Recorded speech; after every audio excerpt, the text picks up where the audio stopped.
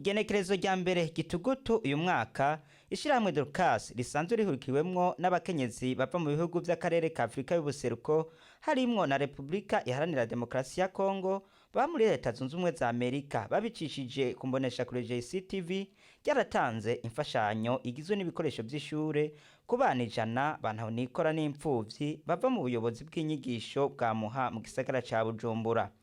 Mwomenya ko iryo shirahamwe Dorcas rirangura ibikorwa bitandukanye vyo kugira neza mu gufasha abatishoboye bo mu bihugu bitandukanye na cane cane muri Afrika.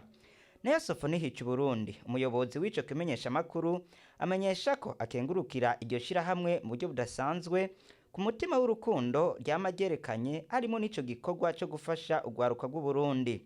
Yamenyesheje kandi ko iyo mbonesha kure yipfuza gufasha abatishoboye ibicishije mu mugambi indero idakumira agasaba iryo shirahamwe leta y'u Burundi n'abandi bagira neza kubashigikira muri uwo mugambi. Abari baje baserukire leta barakenguruka iryo shirahamwe kuba ryariyumviriye gufasha kugwaruka rw'u Burundi muri ico gikorwa c'iteka rikoze bakarisaba kubandanya bafasha n'abandi.